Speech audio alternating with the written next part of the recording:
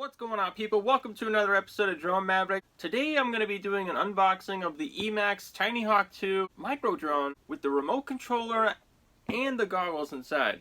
If you've been thinking about getting a Tinyhawk 2 drone where maybe you want to have your kid chase it around and catch it with a net, or if you want to have your dog to chase it around the yard and you can just kind of have fun with that, or maybe you're looking for a drone where you can just explore around your house or in your barn and go look at things, then stay tuned for this review, because for 175 bucks this is not a bad deal. So right out of the box, this comes with a very convenient carrying case, and it has a little strap that you could put over your shoulder. When you open this up, you'll see that you have the goggles right here, the remote control, and your Tinyhawk 2. There's also a set of instructions that come with it, which are very easy to follow. You have several stickers, you have extra propellers. In order to power up your goggles, you're going to need your battery. You need to plug a micro USB cable into this to charge up your batteries. This is a head strap where your battery goes on the back.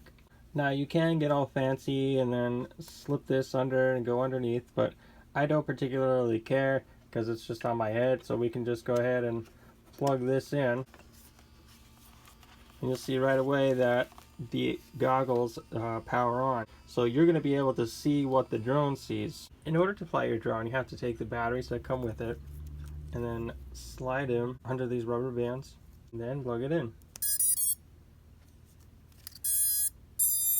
Now that we have our drone plugged in and you can see that the motors are not spinning, the next thing is, how do you turn the drone on? You're going to move the joysticks and then nothing is happening.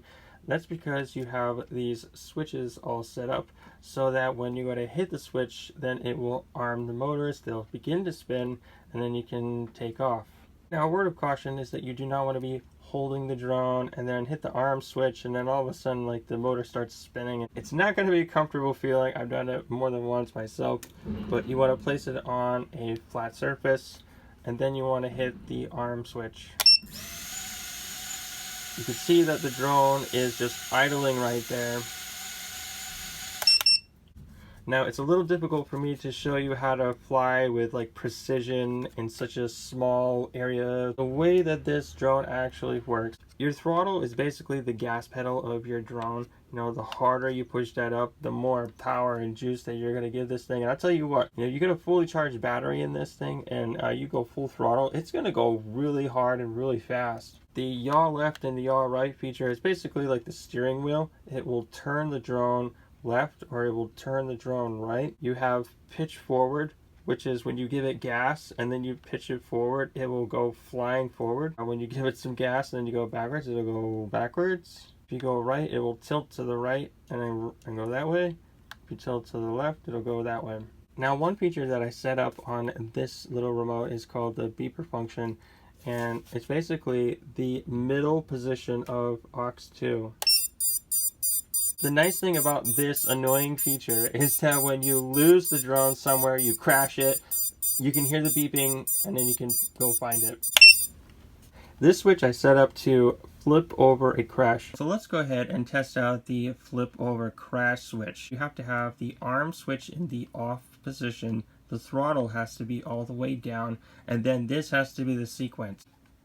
Flip over crash and then arm. It has to be in that order, otherwise this won't work. So then you basically use your roll and then you flip over the crash. And then you switch it off, switch the arm off, and then rearm it. And then you're good to go.